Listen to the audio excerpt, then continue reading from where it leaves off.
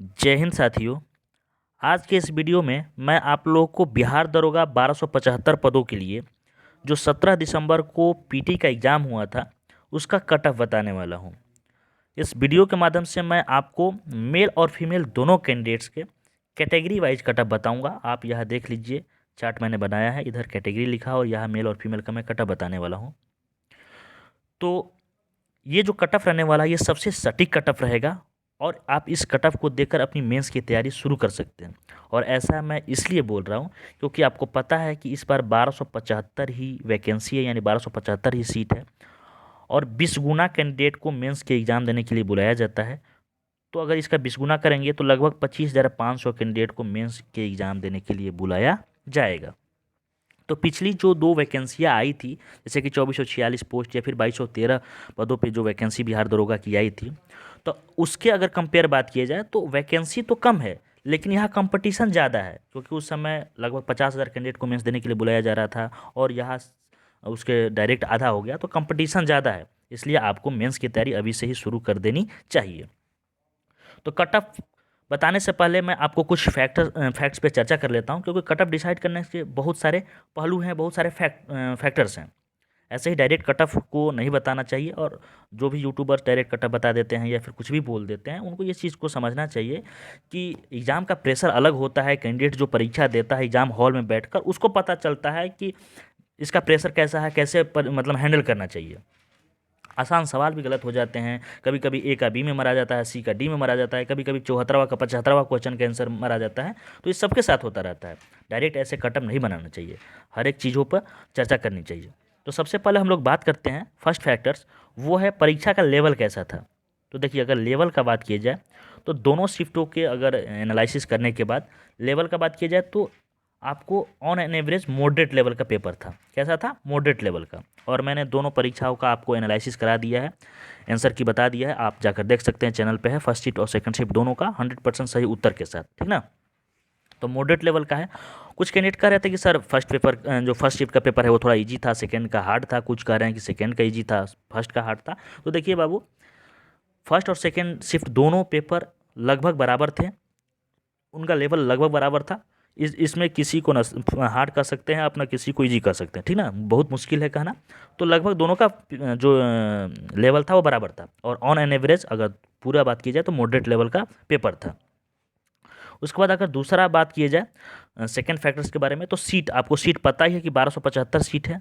इसके 20 गुना कैंडिडेट आपको बुलाए जाएंगे, तो मात्र आपको 25,500 कैंडिडेट को मेंस के लिए आपको आयोग द्वारा बुलाया जाएगा। उसके बाद आपको पता ही है कि लगभग आपको 6,66,000 कैंडिडेट्स फॉर्म फिलअप किए थे, जिसमें आपको प्रेस मीडिया के मुताबिक 90% कैंडिडेट उपस्थित हुए हैं, एग्ज़ाम दिए हैं। 5,80,000 के करीब आपको कैंडिडेट उपस्थित हुए एग्ज़ाम दिए हैं। तो ये भी बहुत ही बड़ा फैक्टर्स है। उसके बाद अगर बात किया जाए अगला चौथा, तो मैंने बहुत सारे लड़कों से बात किया, पूछा कि कितना पेपर में आप कर पाए हैं, कैसा एग्ज़ाम गया है आपका। साथ ही साथ मैंने वोटिंग भी कराई है, टेलीग्राम पे भी अपने चैनल पे वोटिंग कराई है और यूट्यूब पर भी वोटिंग चल ही रहा है कम्युनिटी पोस्ट पे। तो वहाँ से भी बहुत सारे चीज़ें क्लियर हुई हैं। और सबसे ख़ास बात ये है, पांचवा सबसे ख़ास बात ये है, खुद मैंने एनालिसिस किया है इस चीज़ों को, क्योंकि खुद मैं 2446 पोस्ट पे जो वैकेंसी आई थी तो उसमें पीटी और मेंस दिया था, 2213 में भी मैंने दिया था। तो मुझे इस चीज़ का नॉलेज है और खुद मैं लेवल 6 का जॉब कर रहा हूँ, तो इस चीज़ का मुझे नॉलेज है कि पेपर का लेवल कैसा था। अगर कैंडिडेट बैठता है पेपर में, मैं खुद बैठूंगा तो क्या प्रेशर रहेगा, और प्रेशर मैं झेल भी चुका हूँ बहुत सारे एग्जाम का। तो इस सब चीज़ के अनुसार ही मैं आपको कटा बताने वाला हूँ, ठीक ना। हवा हवाई में कोई भी बात नहीं करनी है। कुछ यूट्यूबर्स होते हैं, कुछ टीचर्स भी ऐसे होते हैं जो कि जब मन तब, अभी पेपर समाप्त हुआ उसके 1-2 घंटे बाद कटअप का वीडियो बना देते हैं, तो वो ऑथोराइज नहीं है। वो मतलब हवा हवाई में बस व्यू के चक्कर में बना लेते हैं। तो ऐसा नहीं है। 17 को पेपर हुआ, आज 20 तारीख हुआ, देख लीजिए 3 दिन बाद एनालिसिस करने के बाद अच्छे से और बहुत सारे फैक्टर्स पे चर्चा करने के बाद, गहन अध्ययन करने के बाद मैं ये कटअप बताने वाला हूँ। आप इस कटअप को देखिए। पिछले जितने भी वैकेंसी थी उससे कटअप तो इस बार थोड़ा सा ज़्यादा जाएगा। इसका कारण मैंने आपको बता ही दिया कि इस बार जो वैकेंसी है कम है। भले ही पेपर का लेवल थोड़ा मॉडरेट है लेकिन वैकेंसी कम है। और आपको पता ही है कि पढ़ने वाले कैंडिडेट की कमी नहीं है, खासकर यूपी बिहार में तो पढ़ने वाले कैंडिडेट की कमी नहीं है। तो आप इसको एकदम कम नहीं कह सकते हैं कि हाँ सर पिछला बार तो 61-62 ही कट ऑफ गया था तो इस बार तो आपको कम ही जाना चाहिए, ऐसा बिल्कुल भी नहीं है। तो आप देख लीजिए, सबसे पहले मैं कैटेगरी वाइज मेल कैंडिडेट्स का कट ऑफ बताने वाला हूँ।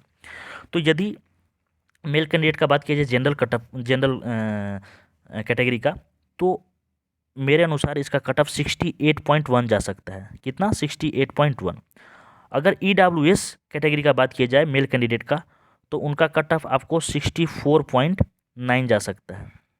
अगर BC कैटेगरी का बात किया जाए तो BC कैटेगरी का कट ऑफ आपको 66.2 जा सकता है। अगर वही EBC कैटेगरी का बात किया जाए तो EBC कैटेगरी का कट ऑफ आपको 64.2 जा सकता है, लड़कों का मैं यह बता रहा हूँ।